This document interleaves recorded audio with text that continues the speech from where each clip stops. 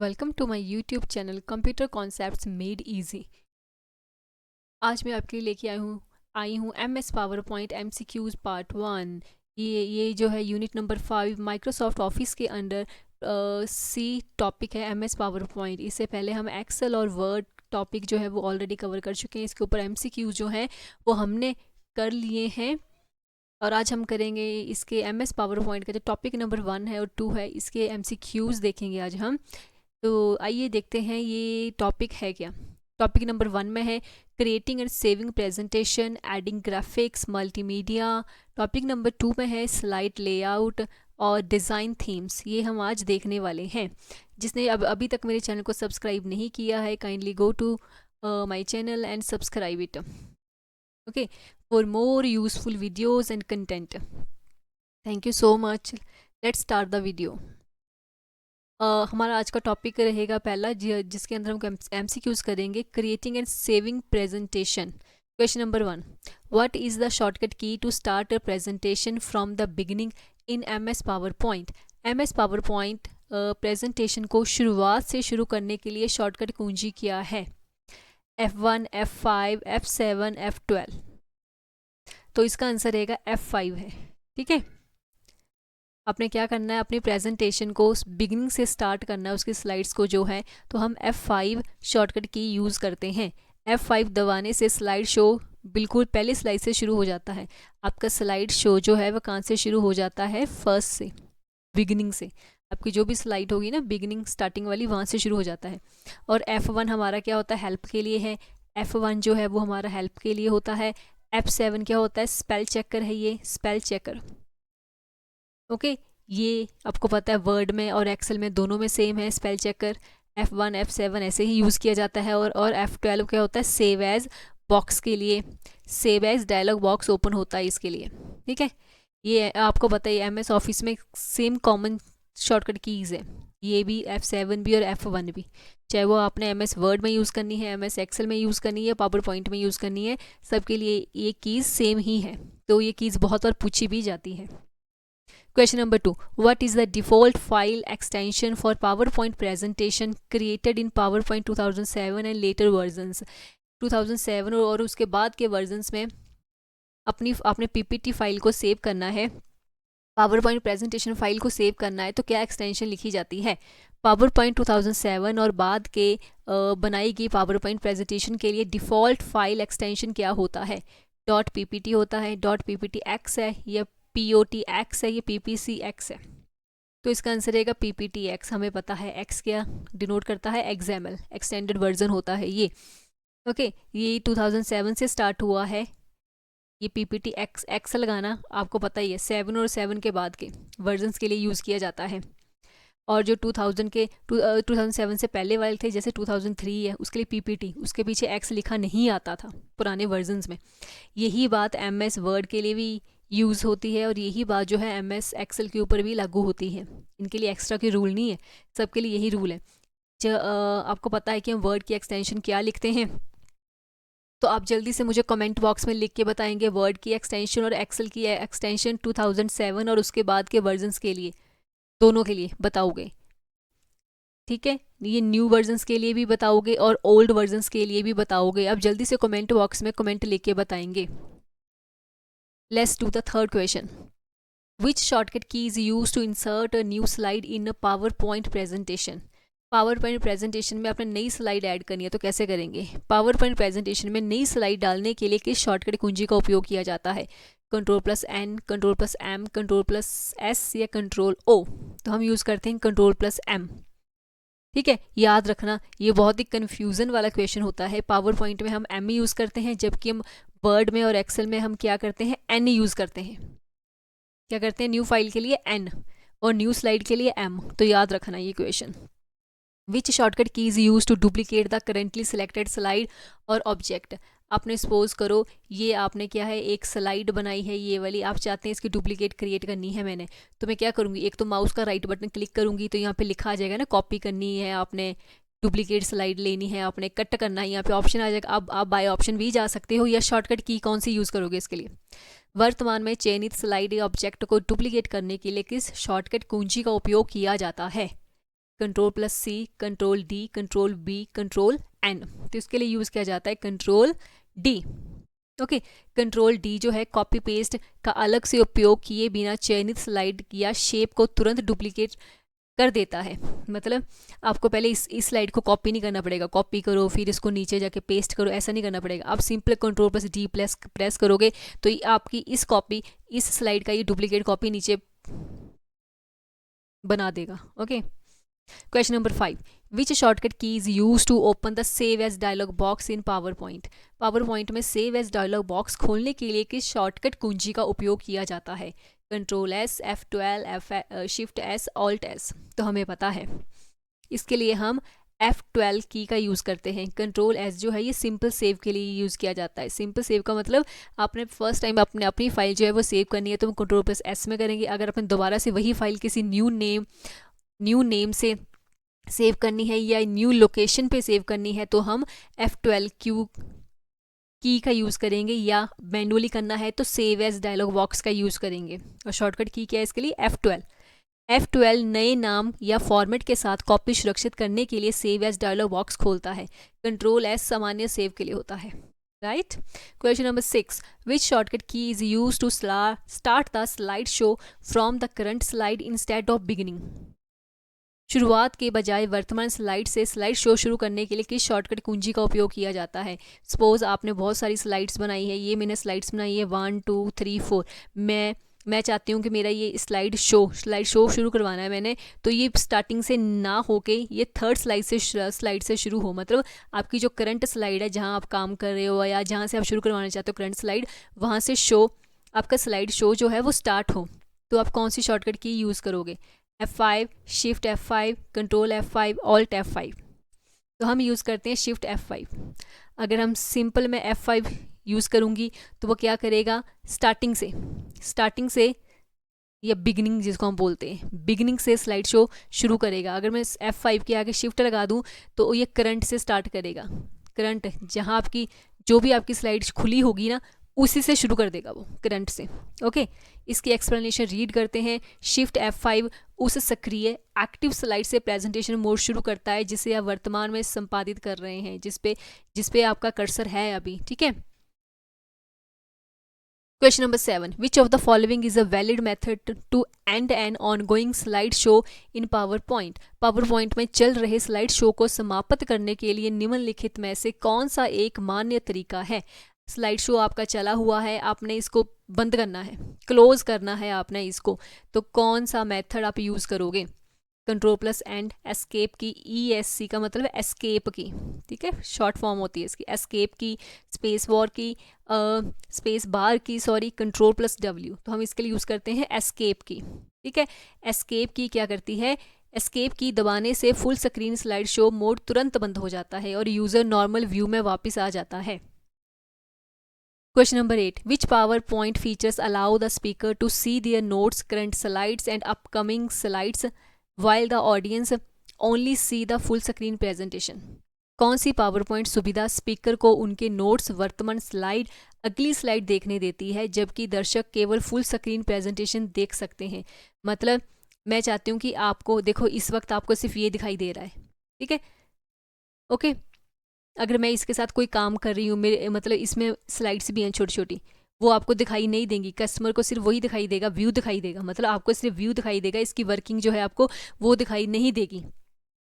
ठीक है, तो उस पावर पॉइंट फीचर को क्या कहते हैं? Slide shorter view, presenter view, reading view या आउटलाइन व्यू? तो उसे बोला जाता है प्रेजेंटर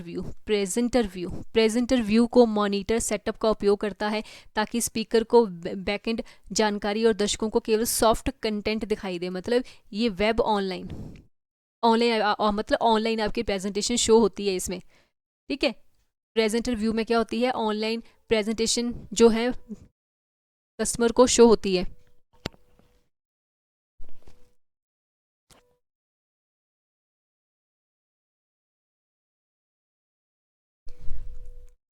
ओके, प्रेजेंटर को, ठीक है, तो ये किस व्यू में होगा? प्रेजेंटर व्यू में होगा।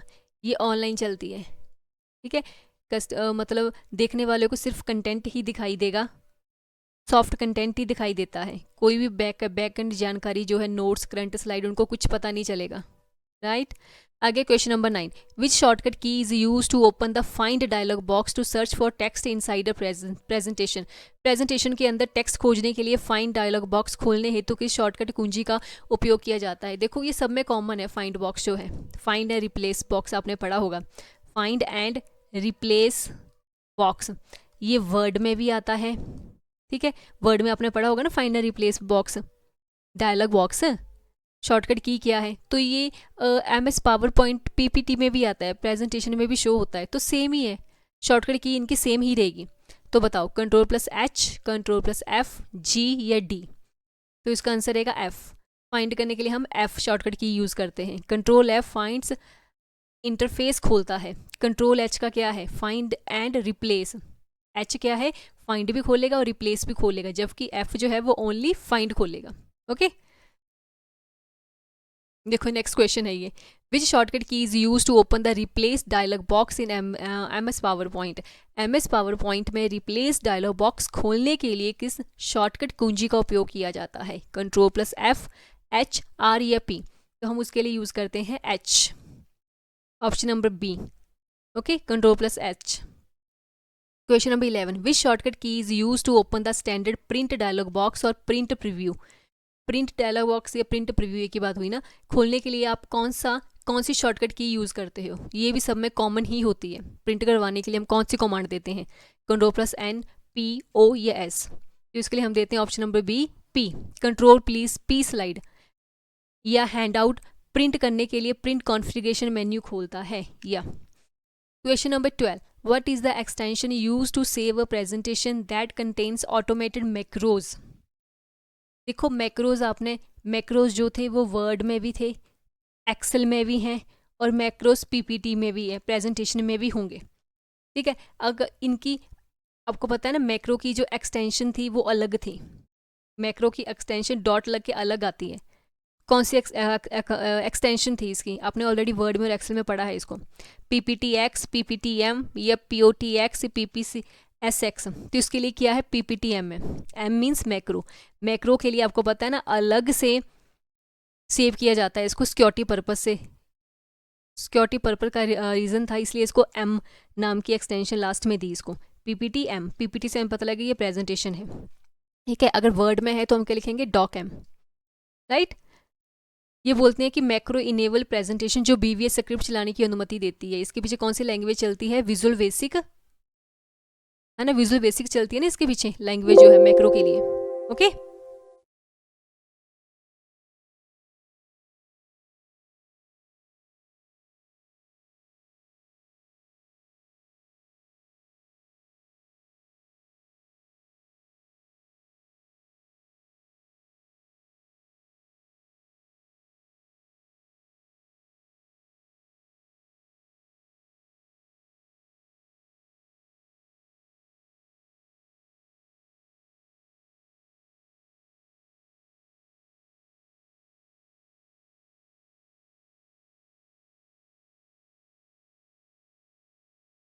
Sorry for that, wait for a moment.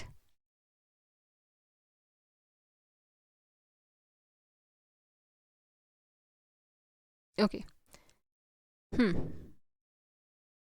Okay, question number 13 से हमने स्टार्ट करना है एडिंग ग्राफिक्स एंड मल्टीमीडिया, ठीक है, हमने स्टार्ट करना है एडिंग ग्राफिक्स एंड मल्टीमीडिया।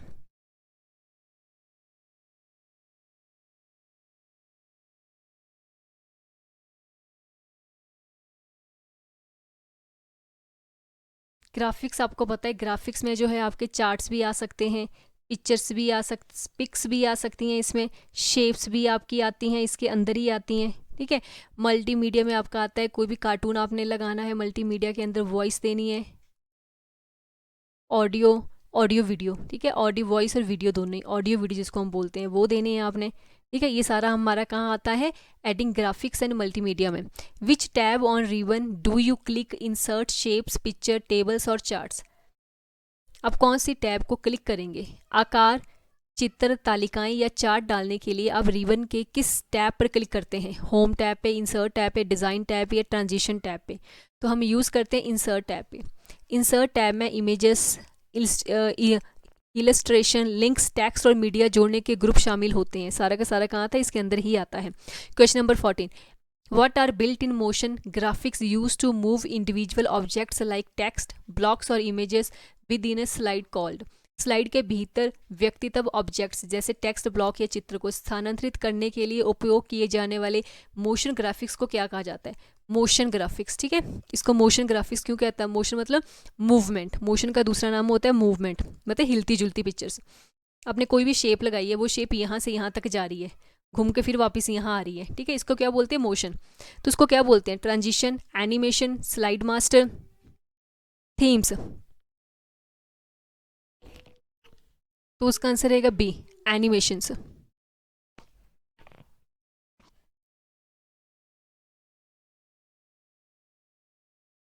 इसकी एक्सप्लेनेशन क्या है?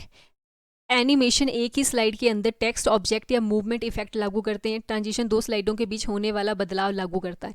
ट्रांजिशन अलग चीज़ है, एनिमेशन अलग चीज़ है। एनिमेशन क्या है? मोशन पिक्चर्स होती हैं ये। मोशन पिक्चर्स मतलब आपकी पिक्चर एक जगह से दूसरी जगह हिल रही है, मूव कर रही है, मूवमेंट कर रही है। ओके, उसको बोलते हैं एनिमेशन। एनिमेशन में आप ऑडियो वीडियो दोनों ही डाल सकते हो ना एनिमेशन के लिए। आगे, which shortcut key is use to group multiple selected shapes और ग्राफिक्स टुगेदर? कई चयनित आकृतियों या ग्राफिक्स को एक साथ समूहीकृत ग्रुप करने के लिए किस शॉर्टकट कुंजी का उपयोग किया जाता है? आप एक साथ कितनी सारी शेप्स लगाना चाहते हो, ग्राफिक चार्ट्स वगैरह कुछ भी लगाना चाहते हो एक साथ एक ही ग्रुप में, तो उसको क्या बोलते हैं? उसके लिए कौन सी शॉर्टकट की जो है वो यूज़ की जाती है? Ctrl+U, G, K या T? तो उसके लिए हम यूज़ करते हैं Ctrl+G फॉर ग्रुपिंग। ठीक है, Ctrl+G अलग अलग तत्वों को एक ग्रुप ऑब्जेक्ट में जोड़ता है। उन्हें अनग्रुप करने के लिए आप Ctrl+Shift+G का उपयोग करते हो। ये ग्रुपिंग करने के लिए अगर आपने इसको ही अनग्रुप करना है तो हम यूज़ करते हैं Ctrl+Shift+G का।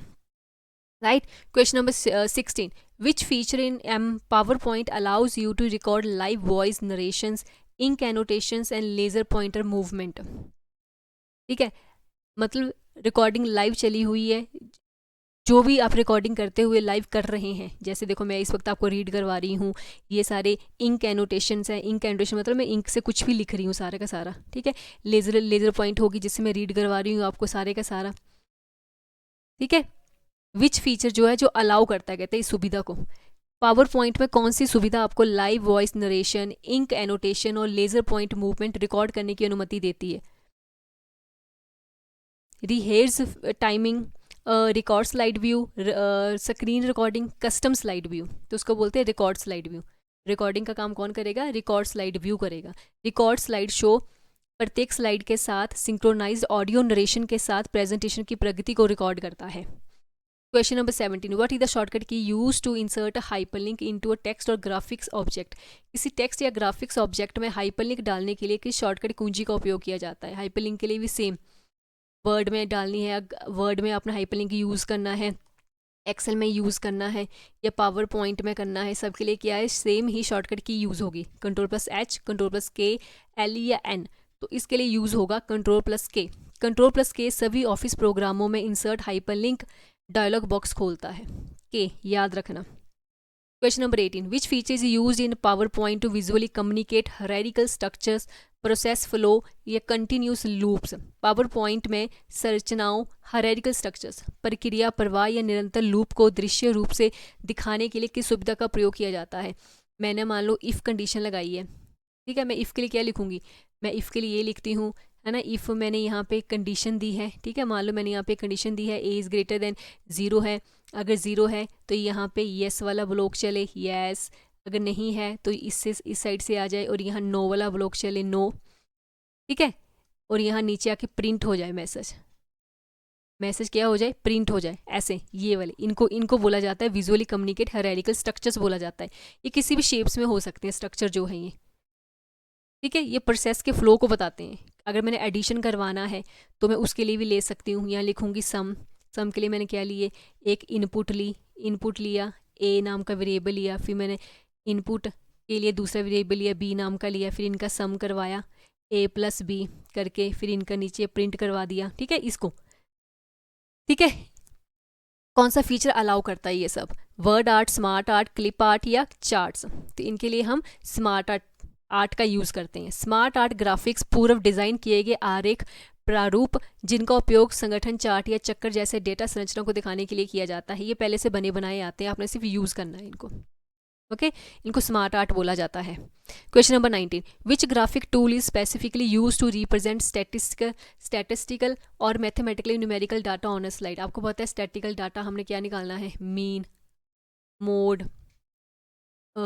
मीडियन, ये होता है, और मीन को हम एवरेज भी बोलते हैं, ठीक है। ये निकालना है मैंने, ये मैथमेटिकली निकालना है, सम, प्रोडक्ट, कुछ भी है ना, स्लाइड्स में दिखाना है। ग्राफिक टूल, ग्राफिक्स में यूज़ करना है इनको मैंने। ग्राफिक्स में मतलब जैसे मान लो मैंने बार चार्ट बनाना है, इनका एवरेज निकालनी है, ठीक है, या मैंने पाई चार्ट बनाना है, डोनट बनाना है, ऐसे वाले, या लाइन चार्ट बनाना है ट्रेंड के लिए, तो उसको क्या बोला जाता है, कौन सा ग्राफिक टूल यूज़ किया जाता है उसके लिए। स्लाइड पर सांख्यिकीय या गणितीय संख्यात्मक डेटा को दर्शाने के लिए विशेष रूप से किस ग्राफिक टूल का उपयोग किया जाता है। स्मार्ट आर्ट, चार्ट, शेप्स या वर्ड आर्ट कहा जाता है, उसको बोला जाता है चार्ट्स, क्योंकि चार्ट्स ही तो हैं ये बार चार्ट है, इनको हमने एक्सेल में पढ़ा था, ये बार चार्ट है, ये आपका कॉलम चार्ट बनता है ऐसे करके, ठीक है, ये आपका लाइन बनता है, ओके, ये आपका स्कैटरिंग चार्ट बनता है डॉट्स के थ्रू, ओके। चार्ट जैसे बार, पाई, लाइन चार्ट संख्यात्मक एक्सेल डाटा को विजुअल ग्राफ में जोड़ते हैं, ठीक है, ये प्रेजेंटेशन के लिए ऐड करने के लिए चार्ट्स बोला जाता है इनको।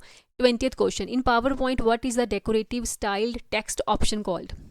पावर पॉइंट में सजावटी और स्टाइल वाले टेक्स्ट विकल्प को क्या कहा जाता है। Smart art, word art, clip art या टेक्स्ट बॉक्स। देखो मैंने कुछ लिखा है, मैंने लिखा है ऑप्शन, अब मैं चाहती हूँ ऑप्शन ऐसा ना रहे, ऑप्शन मेरा टेढ़ा आए, ये ऐसे ऐसे राउंड शेप में आए, बना हुआ कुछ स्टाइल बना आ जाए, टी ऐसे लिखा आ जाए, ठीक है, इसको क्या बोलते हैं, smart art, word art, clip art या टेक्स्ट बॉक्स। तो आपको पता ही होगा, इसको वर्ड आर्ट बोला जाता है। क्या बोला जाता है, वर्ड आर्ट, आपके टेक्स्ट को सजाने के काम आता है, इसको बोलते हैं वर्ड आर्ट।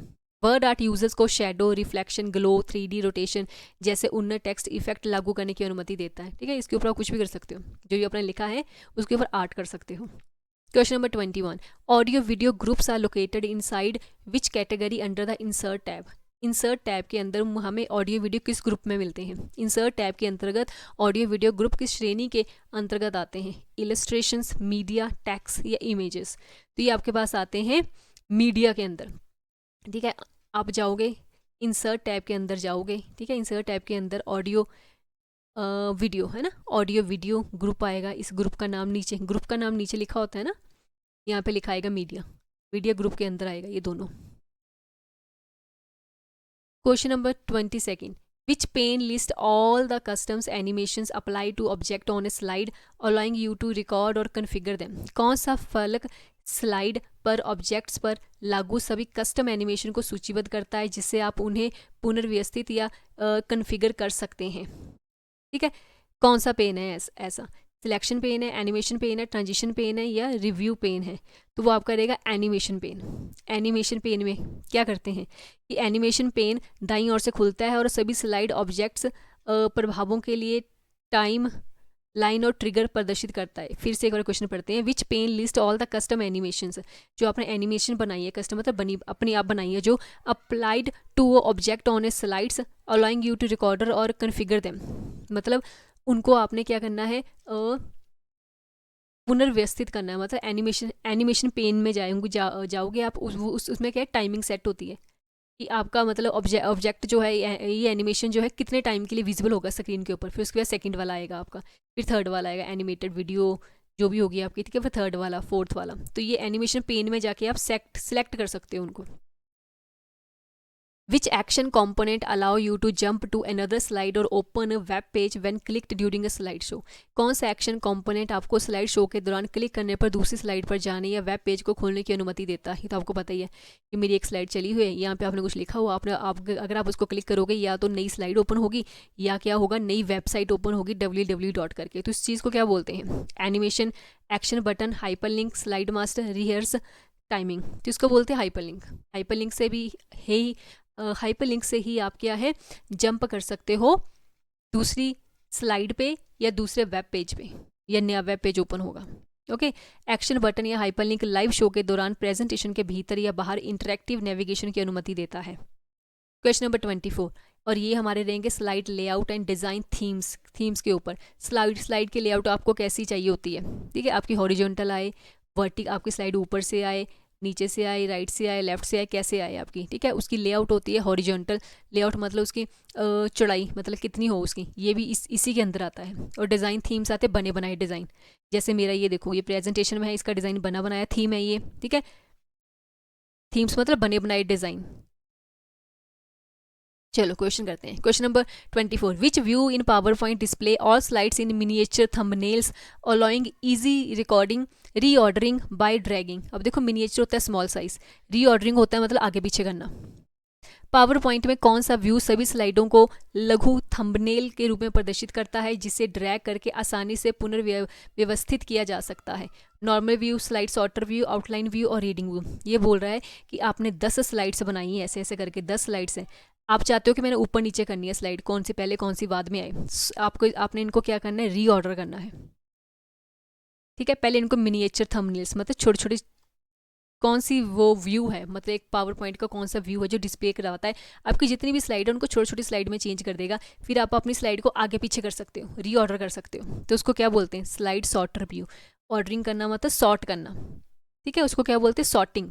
सॉर्टिंग का मतलब भी क्या होता है, ऑर्डर करना, याद, रीऑर्डर करना मीन्स, ठीक है, तो याद रखना आपने, सॉर्टिंग का मीन क्या होता है, रीऑर्डर करना, असेंडिंग डिसेंडिंग जैसे भी है। तो आपका आंसर रहेगा option number B, slide sorter view. Slide sorter view thumbnail की क्षैतिज हॉरिजॉन्टल पंक्तियां प्रदर्शित करता है जिससे बड़े स्लाइड डेक को व्यवस्थित करना आसान हो जाता है। आपकी स्लाइड्स में 50 स्लाइड्स हैं, तो आप कैसे रीऑर्डर करोगे ना, तो आप स्लाइड सॉर्टर व्यू में जाओगे, आपकी स्लाइड सारी मिनिएचर हो जाएंगी, छोटी छोटी स्लाइड्स आ जाएंगी, आप इनको आगे पीछे कर सकते हो। Question number 25. What feature allow you to set up global configuration like background, style, fonts, layout for all slides simultaneously? कौन सी सुविधा आपको एक साथ सभी स्लाइडों के लिए बैकग्राउंड, स्टाइल, फॉन्ट और लेआउट जैसे ग्लोबल कॉन्फ़िगरेशन सेट करने की अनुमति देता है? मीन्स आपके पास 10 स्लाइड्स है, सपोज करो ये आपकी मास्टर स्लाइड है, सबसे पहली स्लाइड जो होती है वो मास्टर स्लाइड होती है। अब ये बोल रहे हैं कि कौन सी, मतलब मैं चाहती हूँ कि इनकी सबकी बैकग्राउंड चेंज हो जाए। अब मैं सबकी एक एक की बैकग्राउंड चेंज करूँगी? नहीं, ये पॉसिबल ही नहीं है ना। मैं चाहती हूँ कि मैं एक में करूँ और बाकी में ऑटोमेटिकली सेट हो जाए सारी बैकग्राउंड, फॉन्ट जो भी मैंने लिया है, बैकग्राउंड, स्टाइल, फॉन्ट या लेआउट जो ली है, सबकी सेम आ जाए, कॉपी पेस्ट हो जाए।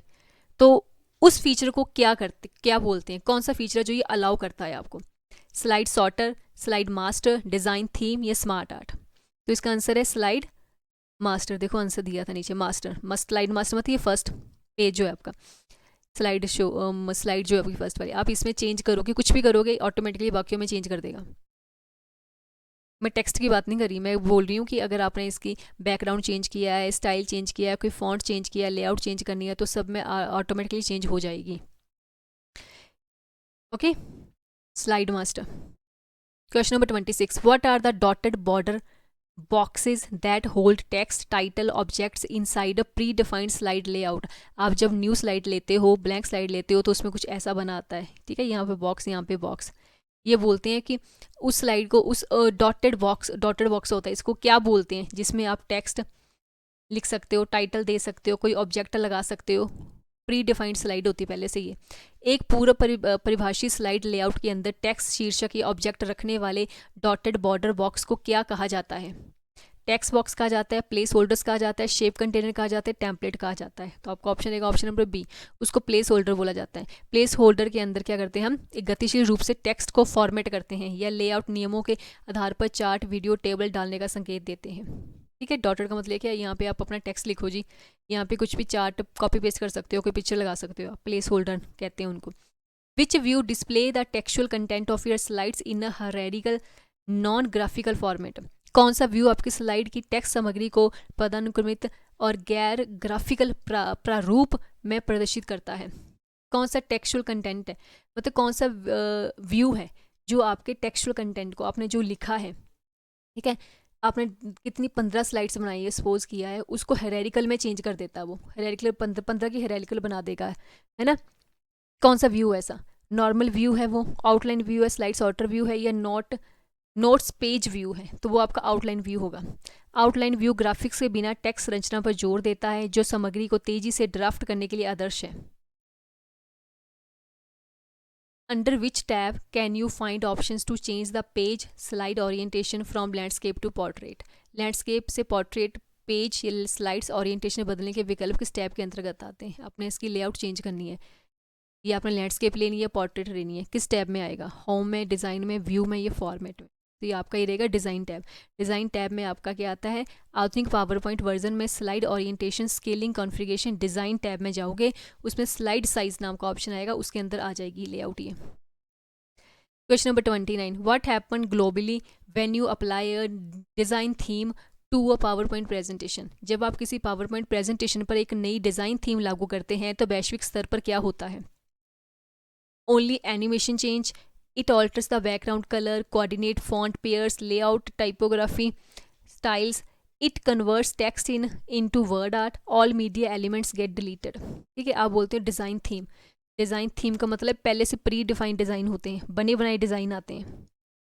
ठीक है, जब ये बोलते हैं कि आप डिज़ाइन यूज़ कर रहे हैं, बने बनाए डिज़ाइन यूज़ करें ग्लोबली, ग्लोबली मतलब सब शीट्स के ऊपर, तो इसका मतलब क्या हुआ? आपने मेन शीट में यूज़ करी, मास्टर शीट में यूज़ करी है आपने ये डिज़ाइन थीम।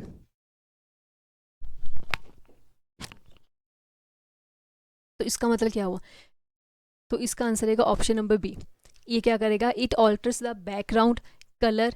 मास्टर ये डिज़ाइन थीम क्या करता है? सारे के सारी शीट्स के ऊपर, सारे के सारी स्लाइड का क्या करेगा? बैकग्राउंड कलर चेंज कर देगा। फॉन्ट कोई है उसको भी चेंज कर देगा, जो भी आपने रखा होगा सबका सेम हो जाएगा।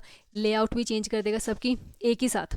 ठीक है, थीम मैचिंग पैलेट, ग्राफिक्स और स्ट्रक्चर का उपयोग करके पूरी प्रेजेंटेशन में एक समान यूनिफॉर्म एस्थेटिक्स प्रदान करता है। मतलब सारी स्लाइड्स आपकी एक जैसी हो जाएंगी, सेम। क्वेश्चन नंबर 30, ये हमारा आज की वीडियो का लास्ट क्वेश्चन रहने।